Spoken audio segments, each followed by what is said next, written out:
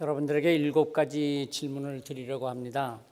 제가 드리는 질문에 그렇다, 아니다 마음속으로 한번 생각해 보시고요. 특별히 그렇다, 몇 개나 그렇다가 되는지 한번 세보시기 바랍니다. 첫 번째, 식당에서 메뉴를 정하지 못해서 다른 사람이 정한 것을 그냥 따라간다. 어떻습니까? 그렇다? 아니다? 예. 계산하시고요. 두 번째, 다른 사람의 질문에 글쎄요, 아무거나 다 좋아요라고 종종 대답한다. 세 번째, 혼자서 물건을 사기가 어려워서 도움을 줄 사람과 함께 가곤 한다. 네 번째, 일상생활에서 선택을 하지 못하고 망설이다가 그만 손해를 본 적이 있었다. 다섯 번째, 결정을 하지 못해서 결국은 그 일 자체를 포기해버리고 만 적이 있다. 여섯 번째, 선택하는 것이 늘 두렵고 심한 스트레스를 느낀다. 마지막 일곱 번째, 누군가 평생 내가 결정하는 것을 도와줄 사람이 있었으면 좋겠다고 종종 생각한다. 자, 2개까지 그렇다라고 대답하신 분들 한번 손 들어보실래요? 어떠세요? 2개, 한 분, 두 분, 3분, 4분, 그런 정도밖에 안 돼요? 아주 평균적인 일반적으로 다들 그런 정도는 그렇다라고 대답을 하게 된답니다. 그렇다면 3개, 4개 해당되시는 분, 그렇다가 해당되시는 분 한번 어떻습니까? 손 한번 표시해 보실래요? 어떠세요? 3개, 4개 정도. 한 분, 두 분, 3분, 4분, 5분, 6분. 나머지는 그러면 묻지 않겠습니다. 다 나머지는 어떻게 되신 거예요?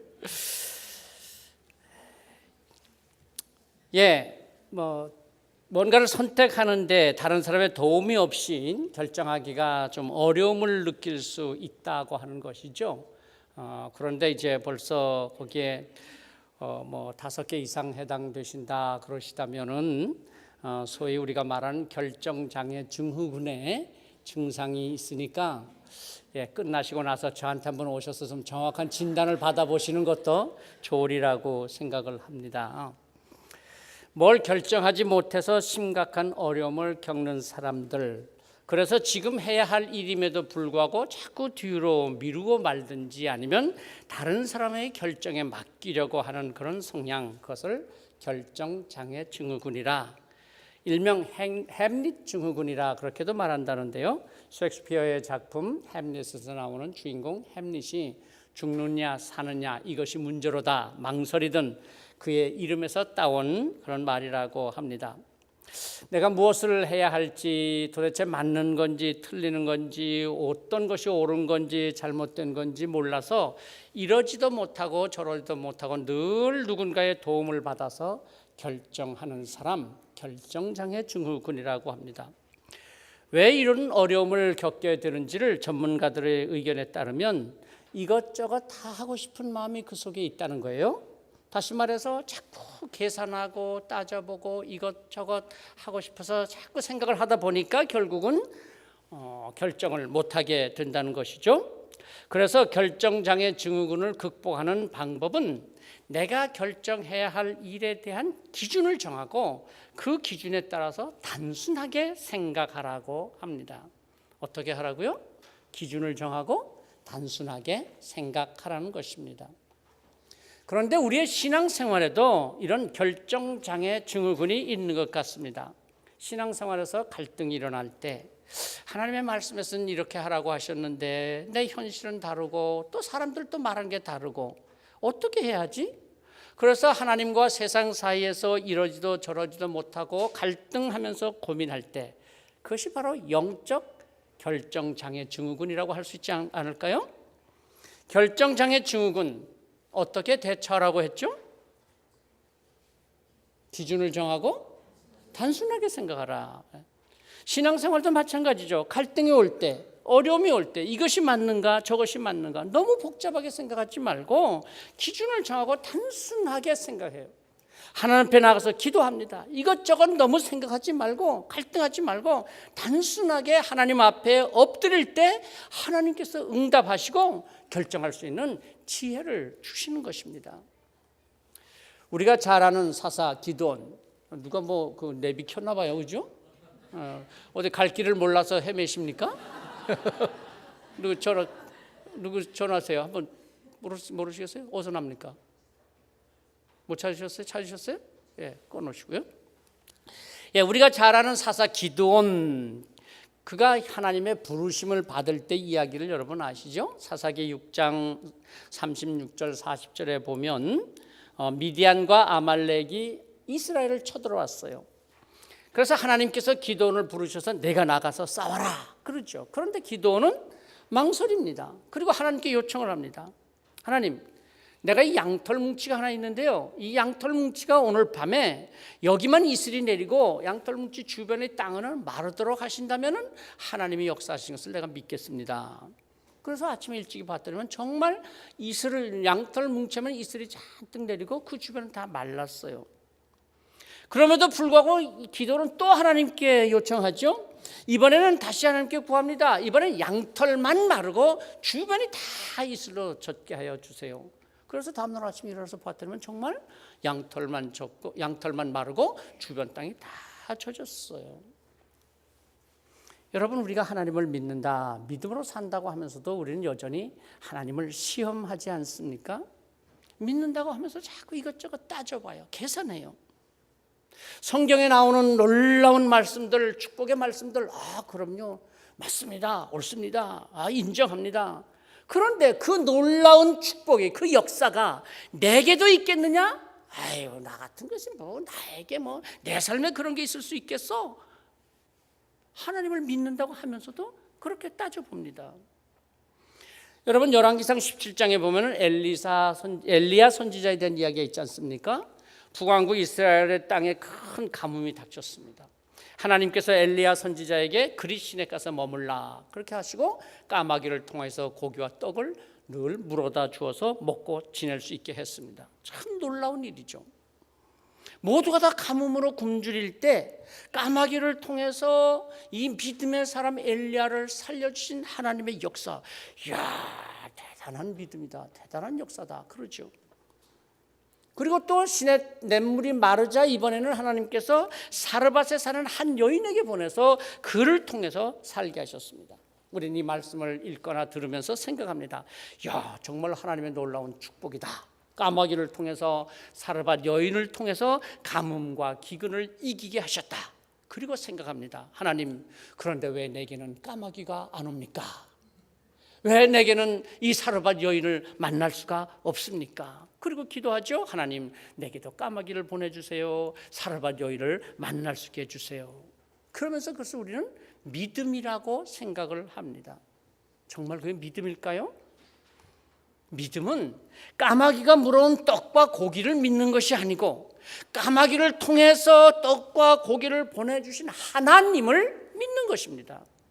믿음은 사르밧 갑의 기름병을 믿는 것이 아니라 빈 기름병을 채우시는 하나님을 믿는 것입니다.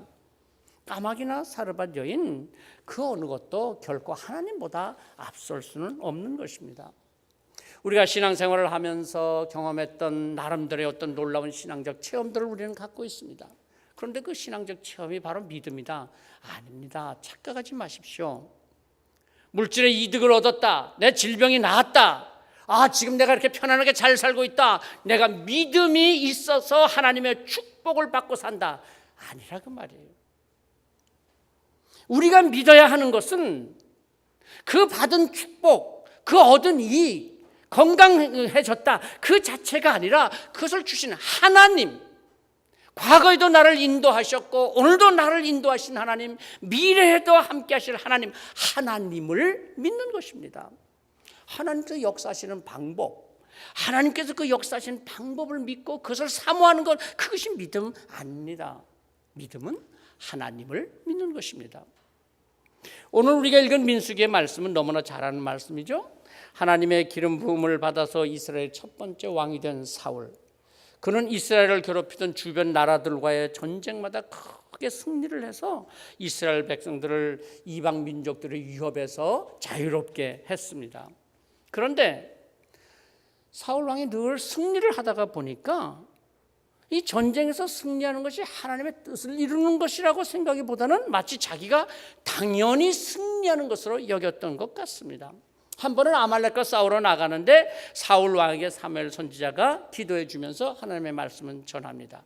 이번 전쟁에 나가서는 아말렉을 쳐서 그들의 모든 소유, 사람이든 가축이든 다 진멸하라, 그렇게 하셨습니다. 사울 왕은 아말렉과의 전쟁에 나가서 정말 크게 승리했습니다. 그런데 사울 왕이 전쟁을 하다가 보니까 이 생각이 달라졌습니다. 아말렉의 양과 소들이 탐이 났습니다. 모든 것을 진멸하라. 그렇지만 어떻게 이렇게 좋은 것까지 다 버릴 수 있습니까? 다 죽일 수 있습니까? 이 좋은 것들은 남겨가야죠. 그래서 하찮은 것들만 진멸하고 좋은 것은 다 챙겨가지고 돌아왔습니다. 하나님께서 사무엘 선지자에게 말씀하십니다. 내가 사울을 왕으로 세운 것을 후회한다. 사무엘 선지자가 사울 왕을 만나러 갑니다. 밤새 기도하고 떠났습니다. 그런데 사울을 만나려고 아침 일찍 길갈멜로 갔더니만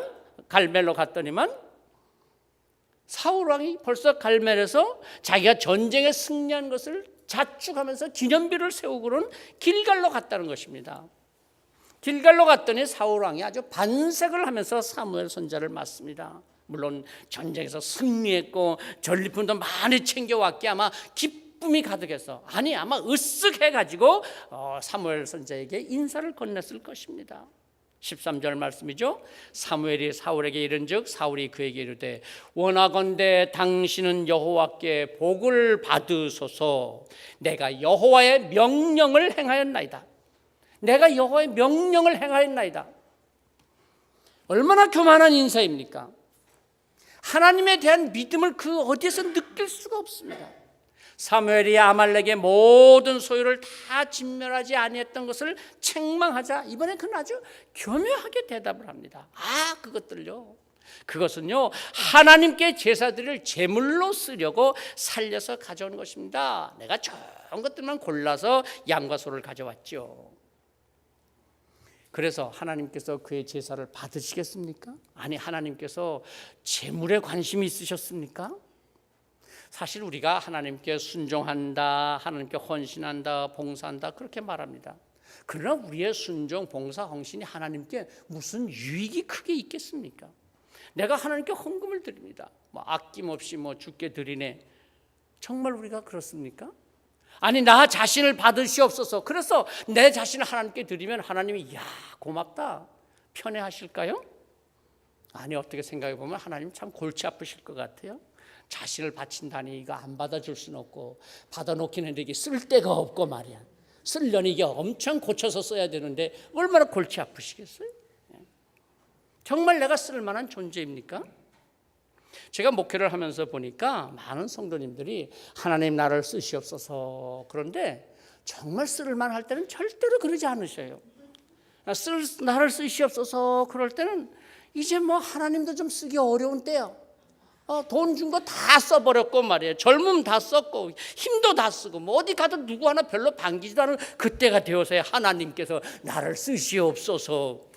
그 전엔 다 제 마음대로 자기 마음대로 살다가 말입니다. 물론 그래도 하나님께서는 나를 쓰시죠. 하나님께서 나를 쓰신다고 하는 것은 사실 우리가 쓸만해서가 아니라 나를 사랑하셔서 나를 쓰신다는 것입니다. 어쩌면 나는 하나님께 골칫덩어리일 수 있지만은 정말 내 성격, 내 인격, 내 성품 이거 모든 것 하나 제대로 쓸만한 것이 없지만은 그러나 그럼에도 불구하고 나를 받으시는 것은 하나님께서 나를 사랑하시기 때문입니다. 나를 사랑하시기 때문에 독생자 예수 그리스도로 십자가에서 고통당하시고 내 죄를 대속하여서 죽으셨던 것이죠. 여러분, 믿음이 무엇입니까? 믿음은 하나님에 대한 신뢰입니다. 하나님의 사랑에 감사하며 하나님께서 어디로 인도하시든지 어떻게 쓰시든지 순종하는 삶, 그것이 믿음입니다. 자, 사무엘 선지자, 그가 사울 왕에게 전한 하나님의 말씀의 핵심이 무엇입니까? 오늘 거기까지 다 읽으려면 또 읽는 분도 너무 힘들어하고 듣는 분도 지루하실 것 같아서 중간에 잘랐어요. 사실은 23절까지 다 읽어야 되는데 사무엘 선지자를 통해서 전하신 하나님의 말씀의 핵심은 22절입니다. 한번 같이 읽어보겠습니다. 22절 말씀 함께 읽습니다. 22절입니다. 함께 읽습니다.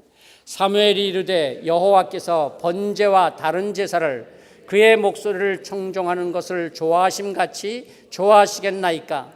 순종이 제사보다 낫고 듣는 것이 수당의 기름보다 나으니.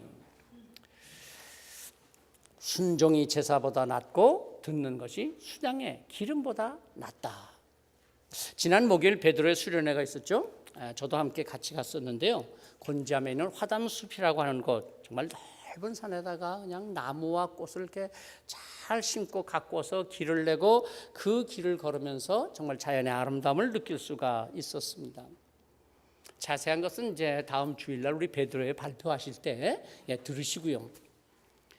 그 다음 점심을 먹고 나서는 장흥에 있는 장욱진 미술관을 갔는데요. 주로 그 작가가 나무를 소재로 해서 아주 어린아이 같은 그림을 그렸더라고요.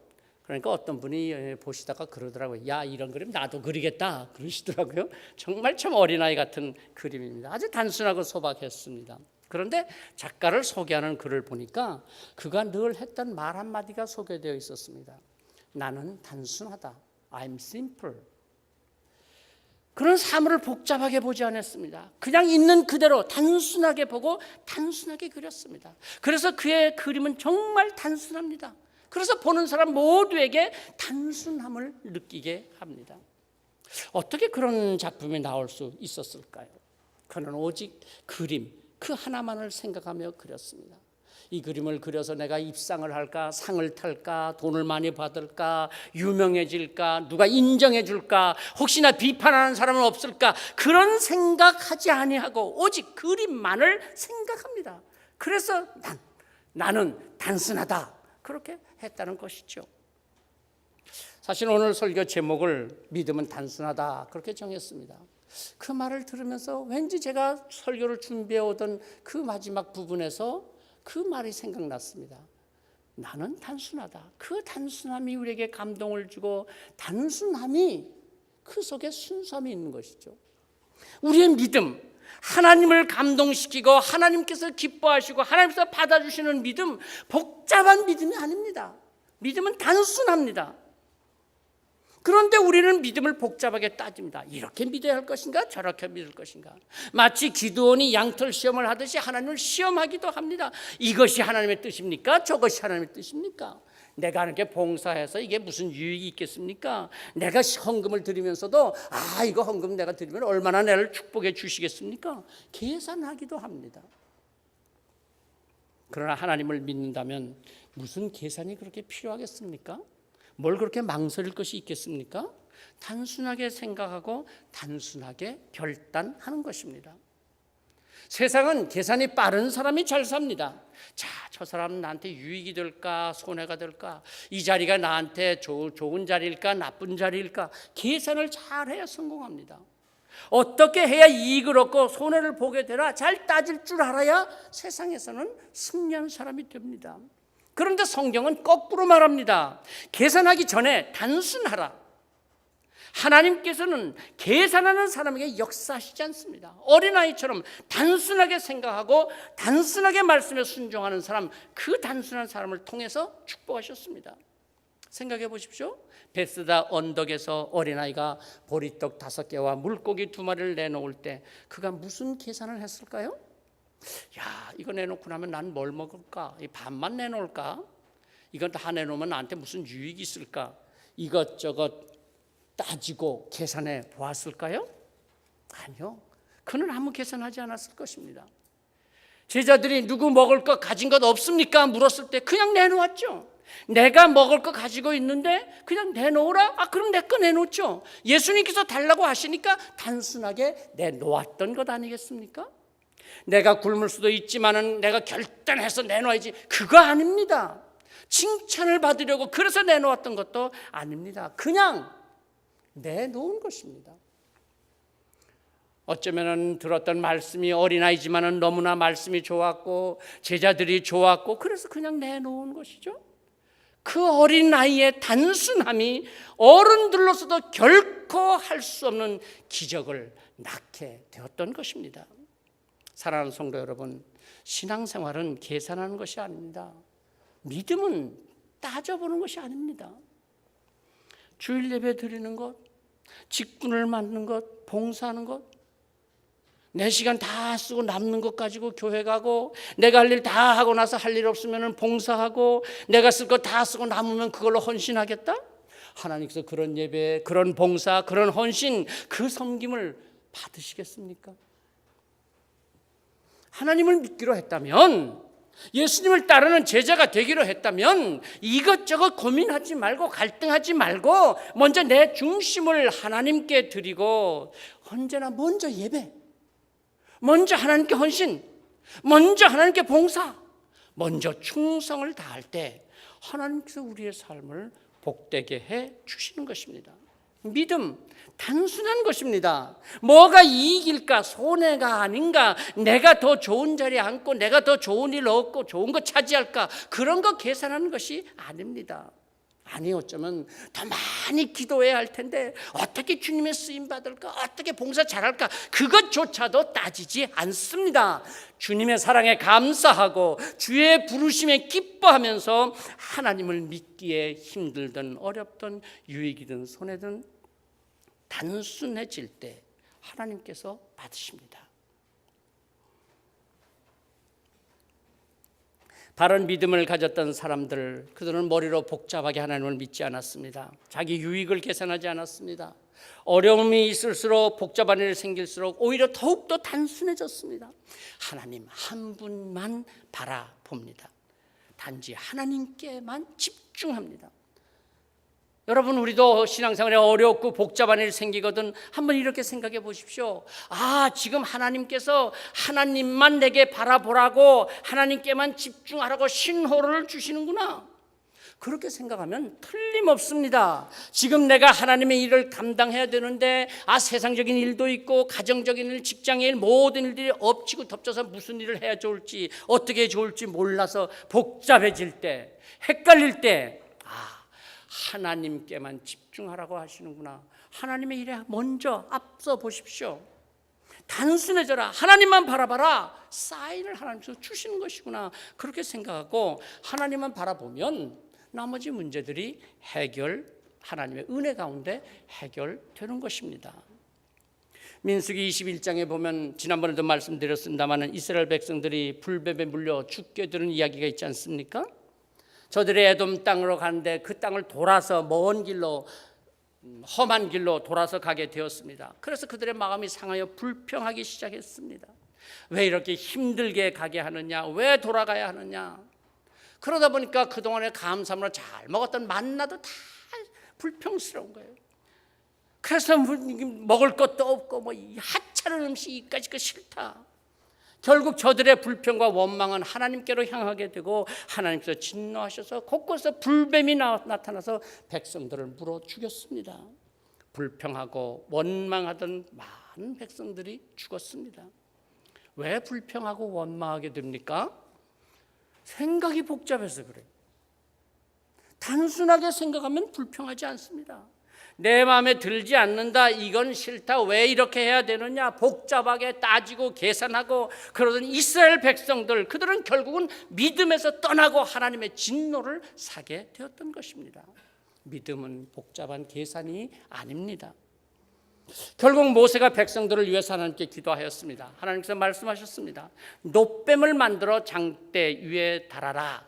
뱀에게 물린 자가 놋뱀을 쳐다본 즉 모두 살리라. 놋뱀을 쳐다본 즉 모두 살리라. 아마 모세의 말을 들은 이스라엘 백성들 다 수군거렸습니다. 아이고, 아니 저걸 쳐다보면 낫는다고? 야, 그게 상식적으로 말이 되는 소리를 해야지. 그거나 쳐다보면서 날 것 같으면 죽을 사람 하나도 없겠다. 하지만 모세는 계속해서 외쳤습니다. 아니다, 바라보기만 하면 나을 것이다. 성도 여러분, 하나님께서 원하셨던 것은 놋뱀 그 자체를 보라는 게 아닙니다. 하나님께서 이스라엘 백성들에게 원하셨던 것은 순종이었습니다. 놋뱀과 눈을 마주하라 그런 게 아니고 놋뱀을 쳐다보는 하나님의 말씀에 순종하는 이스라엘 백성들, 그 순종하는 이스라엘 백성들의 마음을 보시고자 했던 것이죠. 바라보기만 하면 살리라. 그냥 쳐다보기만 하면 산다는데 뭐가 어려워요? 그렇지 않아요? 그냥 보기만 하면 산다는데, 그런데 그 쉬운 것조차도 쳐다보지 못하고 죽어간 사람이 있었다는 것입니다. 아이고 답답해. 그죠? 여러분 참 답답하지 않아요? 그거 쳐다만 보면 사는데 그걸 왜 안 쳐다봐? 그런데 안 쳐다보는 거예요. 왜? 순종의 마음이 없었기 때문이죠. 하나님께서 재물을 많이 바치라는 게 아닙니다. 엄청난 결단을 해라, 목숨을 걸고 맹세라, 그게 아닙니다. 그저 쳐다보면 살리라. 그런데도 못해요. 하나님께 순종하는 마음이 없기 때문입니다. 사랑하는 성도 여러분, 기억하십시오. 하나님께서 너무나 단순한 말씀을 주실 때 그 단순한 말씀을 인간적인 생각으로 판단하고 가감하지 말고 그냥 그대로 그 말씀을 받아들이십시오. 하나님의 말씀이 어떤 말씀이든지 바라보라면 바라보고, 엎드리라면 엎드리고, 돌아가라면 돌아서 가고, 힘든 일이라도 하라면 그저 순종하십시오. 왜 그렇게 하느냐, 그래서 무슨 의미가 있느냐, 어쩌려고 그렇게 하라 그러느냐, 아닙니다. 오늘 사무엘상 15장 22절 말씀처럼 순종이 제사보다 낫고 듣는 것이 수양의 기름보다 나으리라. 하나님께서 그의 목소리를 청종하는 것을 좋아하심 같이 번제나 다른 제사 그 드린 거 그거 좋아하겠는가? 믿음이 있는 사람에게는 순종이 있습니다. 믿음은 아주 단순합니다. 상식을 따지고 논리를 따지고 이익을 따지고 계산했던 사람들, 그리고 그들에게 동조했던 사람들은 다 광야에서 죽었습니다. 그러나 단순하게 말씀에 순종했던 사람들, 단순하게 쳐다보래, 그래서 믿고 쳐다봤던 사람들, 그들은 다 죽지 않고 살아났다고 오늘 성경은 증거하고 있습니다. 그렇습니다. 우리의 삶의 기준은 오직 말씀입니다. 사람들이 다수가 아니라고 할지라도, 소수라고 할지라도, 바라볼 가치가 없다고 말할지라도, 거짓이라고 할지라도 하나님의 말씀, 사람의 말이 아니라 하나님의 말씀이 기준입니다. 그리고 그 말씀에 단순하게 순종할 때 믿음의 역사가 우리에게 나타날 줄로 믿습니다. 기도하십시다. 하나님, 많은 말들이 있고 복잡한 세상을 살아갑니다. 어떤 말을 따라야 할지, 무엇을 지켜야 할지, 그래서 내게 무엇이 득이 될지를 저희들이 따져보기도 힘듭니다. 그러나 주님, 저희는 다시 한번 믿습니다. 단순하게 하나님의 말씀에 순종하고 그 말씀을 믿고 나아갈 때 우리는 승리하는 삶을 살 줄로 믿습니다. 오늘 아끼는 주님, 세상의 여러 소리에 우리의 마음이 흔들리지 않게 하시고 오직 우리의 중심을 하나님께 드리고 우리의 기준을 하나님의 말씀에 두고 단순하게 믿고 나아가서 하나님의 축복과 승리를 얻는 삶이 되도록 은혜를 베풀어 주시옵소서. 예수 그리스도 이름으로 기도하옵나이다. 아멘.